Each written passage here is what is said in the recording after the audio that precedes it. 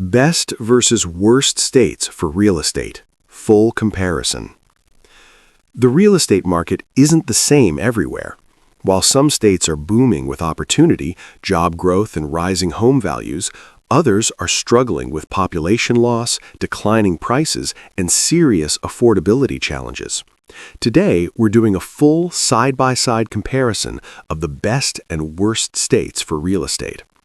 I'm not just going to list them. I'm going to show you exactly why certain states are thriving while others are facing serious headwinds. We'll look at the data, population trends, job growth, home prices, affordability, taxes, insurance costs, and what it all means for buyers, sellers, and investors. Whether you're thinking about buying your first home, relocating for work, investing in rental properties, or just curious about where the real estate market is headed, this comparison will give you the clarity you need. Let's break down the winners and losers. First, let's look at the winners, the states where real estate is thriving. North Carolina, the growth champion. North Carolina consistently ranks as one of the best real estate markets in America, and the numbers prove why. Why North Carolina is winning? Population boom. North Carolina is experiencing explosive population growth. According to census data, it's been gaining 100,000 plus new residents annually. People are flooding in from expensive Northeast states like New York, New Jersey, and Pennsylvania, as well as from other parts of the South. More people means more housing demand. More demand means rising prices and strong rental markets. This is the fundamental driver of any strong real estate market.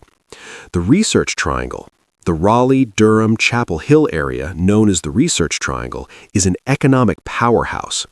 Home to Duke University, UNC Chapel Hill, and NC State, plus major tech companies, pharmaceutical firms, and startups.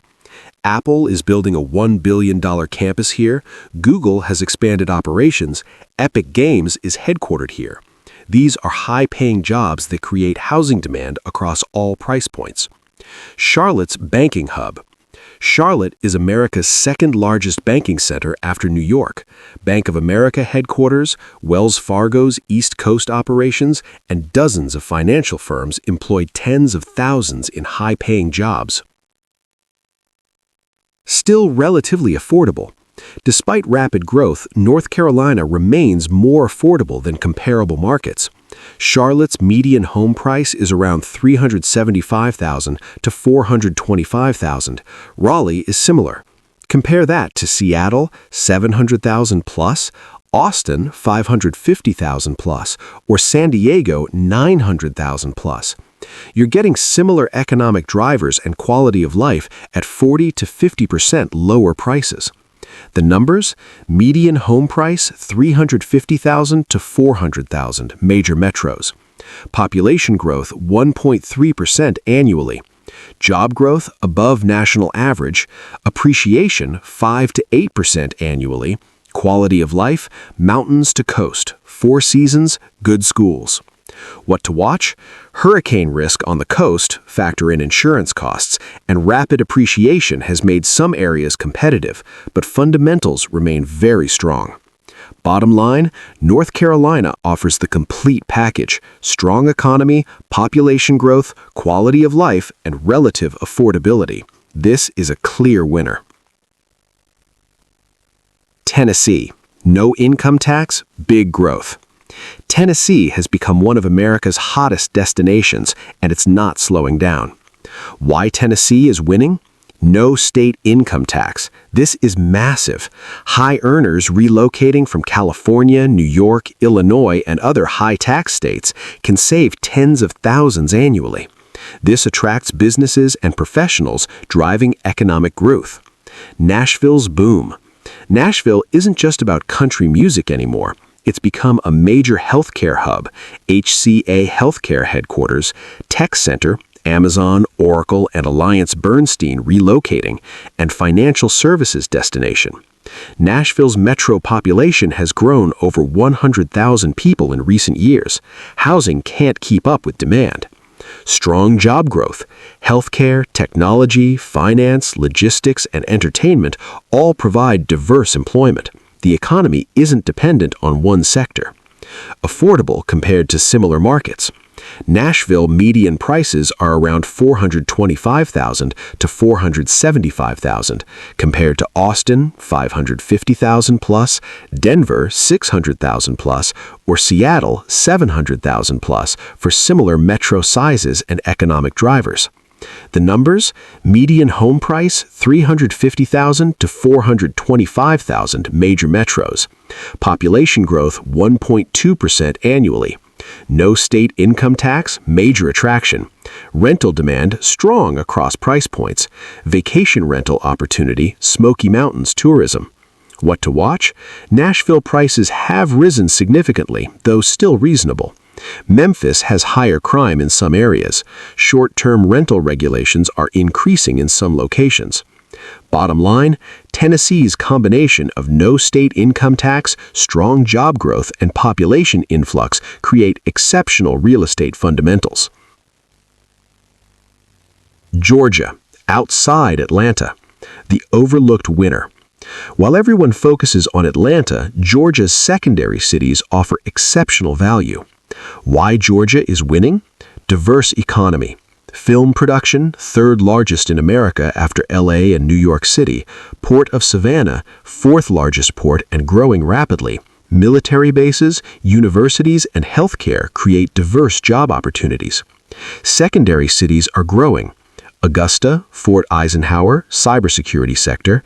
Savannah, port growth, tourism, and SCAD art school.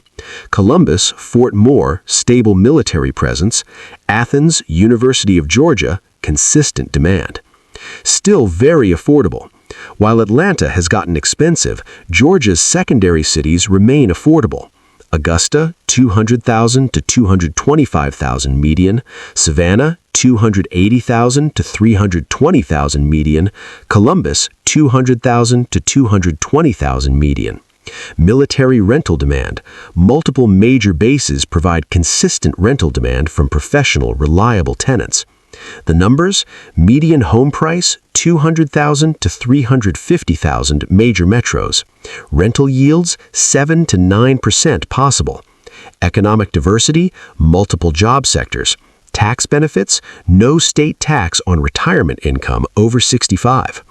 Bottom line, Georgia beyond Atlanta offers strong fundamentals at prices that still make sense. The Worst States, Part 2. Now let's flip the script and look at the states facing serious challenges. Worst state number 1, Florida, the insurance crisis state. This might surprise people, but Florida's real estate market is facing unprecedented challenges. Why Florida is struggling? The insurance catastrophe. This is the biggest issue. Home insurance in Florida has become outrageously expensive and in some cases impossible to get. The average Florida homeowner now pays $10,000 to $11,000 annually for home insurance. That's triple the national average. Some homeowners are paying $15,000 to $20,000 annually. Multiple major insurers have completely exited Florida. State Farm, Farmers Insurance, AAA, they've all stopped writing new policies or left entirely. Why? Hurricane losses are devastating, and climate change is making storms more intense. Now many homeowners are forced into Citizens Property Insurance, state-backed insurer of last resort, which is more expensive with less coverage. What this means? That affordable $350,000 Florida home might cost you $850 plus per month just in insurance.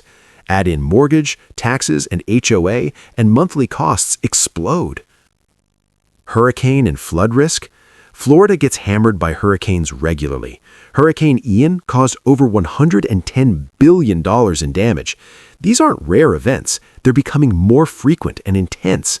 Many buyers need both homeowners insurance and flood insurance, which can cost another $2,000 to $5,000 annually. HOA special assessments? After the Surfside condo collapse, Florida passed laws requiring condo buildings to maintain larger reserves and conduct frequent inspections.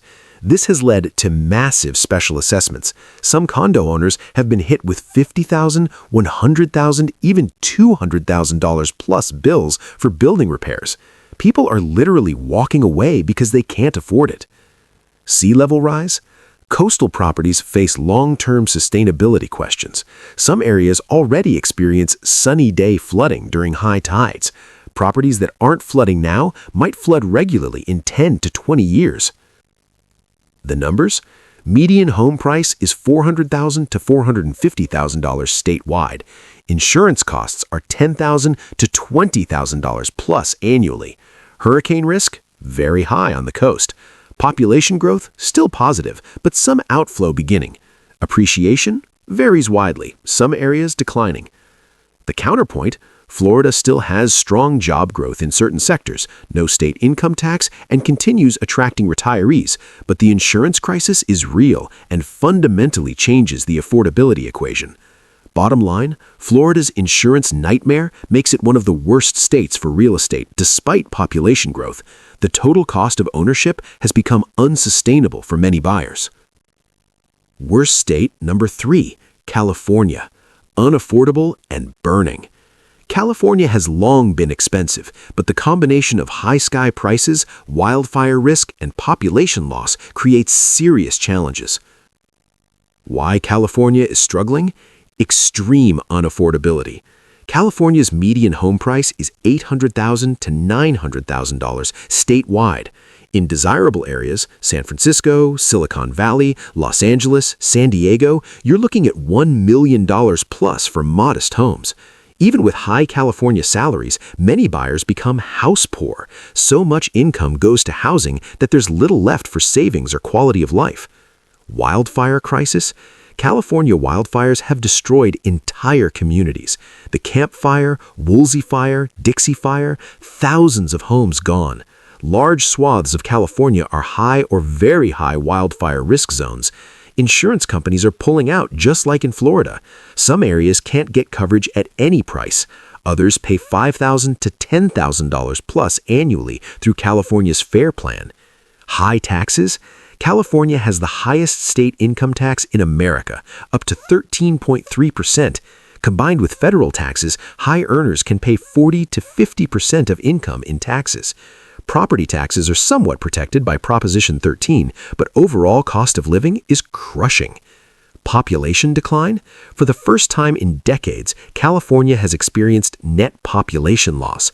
People are leaving for Texas, Arizona, Nevada, Florida, and other lower-cost states. While the economy remains strong, population loss reduces housing demand over time and can pressure prices downward. The numbers? Median home price is $800,000 to $900,000 statewide. Wildfire insurance is $5,000 to $10,000 plus annually in high-risk areas. State income tax up to 13.3%, the highest in the nation. Population growth? Negative, net outflow. Appreciation? Varies widely, some areas declining. The counterpoint, California still has a massive, diverse economy, tech dominance, and lifestyle appeal. For those who can afford it and are in stable, high-paying careers, it can work. Bottom line, California's extreme prices, wildfire risk, high taxes, and population loss make it one of the worst states for most buyers. You're paying a massive premium with increasing risks. Worst state number 3, Illinois. Property tax hell and population loss. Illinois, particularly outside of Chicago's best neighborhoods, faces serious structural challenges. Why Illinois is struggling? Highest property taxes in America. Illinois has the highest property taxes in the nation. The average is over $9,000 annually, but in many desirable suburbs, homeowners pay $15,000, $20,000, $25,000, even $30,000 plus annually. On a $500,000 home, $18,000 in annual property taxes equals $1,500 per month just for taxes. That's more than many people's entire mortgage payment elsewhere. Why are taxes so high? Illinois has massive pension obligations to public employees. The pension system is one of the worst funded in America. Property taxes are the primary way local governments raise revenue to cover these costs. Population exodus? Illinois has been losing population for years. From 2010 to 2020, it was one of only 3 states to lose population. People are leaving for Florida, Texas, Arizona, Tennessee, and other low-tax states. Less demand means downward pressure on home values. Chicago crime perceptions? While many Chicago neighborhoods are safe and thriving, overall crime perceptions affect the entire state's attractiveness. Fiscal uncertainty? Illinois has significant state debt and budget problems. There's always uncertainty about future tax increases or service cuts. The numbers? Median home price is $300,000 to $350,000 Chicago Metro. Property taxes average $9,000 plus, often $15,000 to $25,000 in suburbs. Population growth? Negative, steady outflow. Appreciation? Slow, some areas declining. The counterpoint, Chicago is a world-class city with culture, jobs, and amenities. Some neighborhoods remain strong. Cost of living is lower than coastal cities. Bottom line, Illinois' crushing property taxes, population loss, and headwinds create serious headwinds. The tax burden makes homeownership far more expensive than purchase prices suggest. So what separates the winners from the losers? The fundamental differences. Population trends. Winners, gaining population, North Carolina plus 1.3%, Tennessee plus 1.2%, Georgia growing. Losers, losing population, Illinois negative, California negative, Florida beginning to see some outflow. More people equals more housing demand equals rising prices. Population is the #1 indicator. Job growth and economic diversity.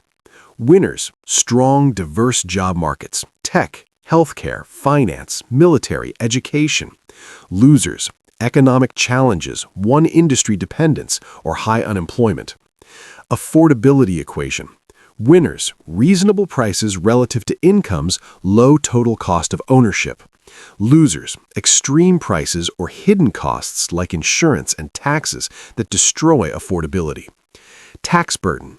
Winners, no income tax, Tennessee or Florida, or reasonable taxes, North Carolina or Georgia. Losers, high income taxes, California 13.3%, crushing property taxes, Illinois $15,000 to $30,000. Natural disaster risk and insurance costs.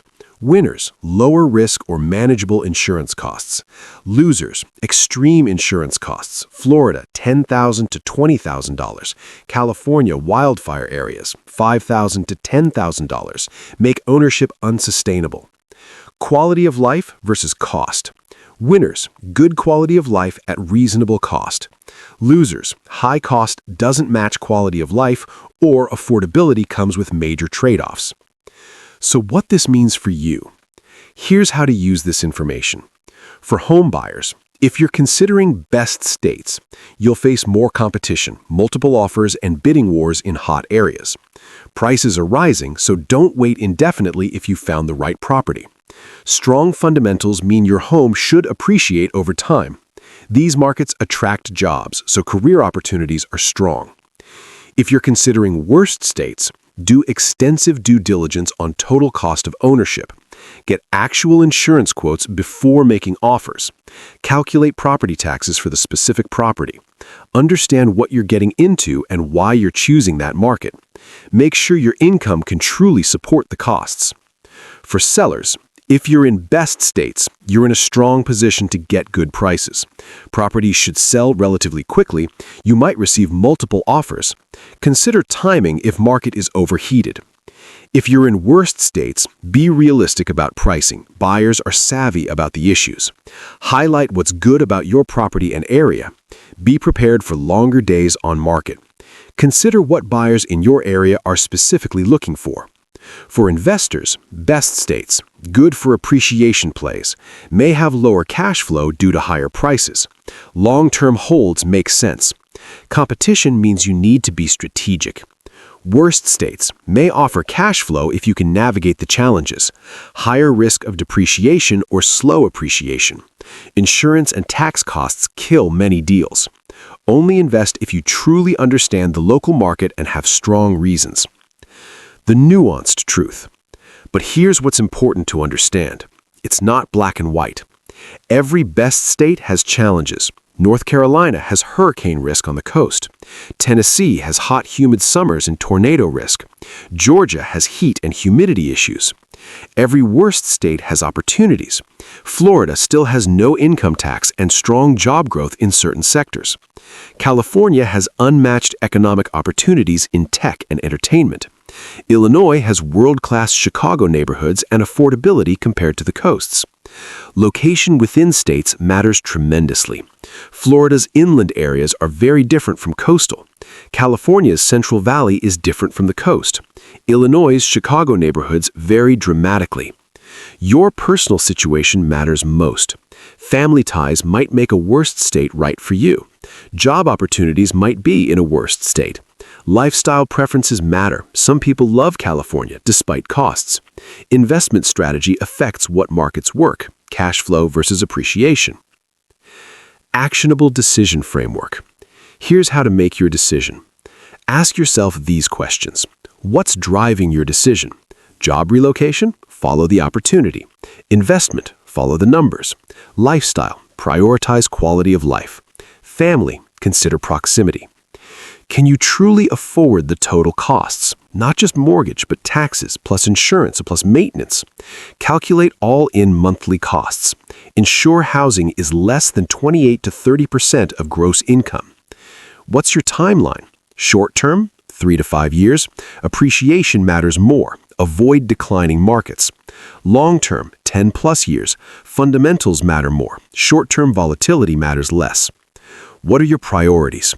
Job opportunities, school quality, climate preferences, proximity to family, outdoor recreation, urban versus suburban versus rural. Can you handle the risks?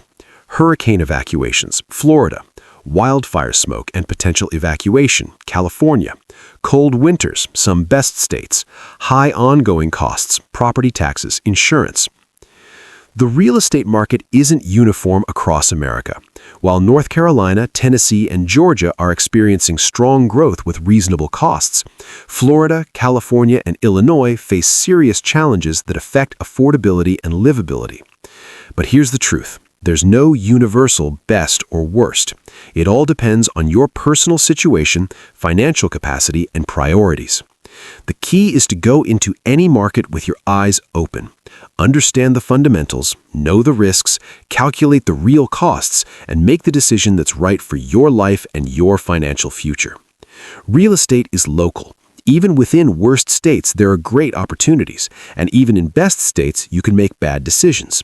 Do your homework and you'll be fine. If this comparison helped you think more clearly about your real estate decision, please give it a thumbs up and subscribe for more real estate insights. Drop a comment below. Which state are you considering and what's your biggest concern? I'd love to hear from you. Thanks for watching, and I'll see you in the next video.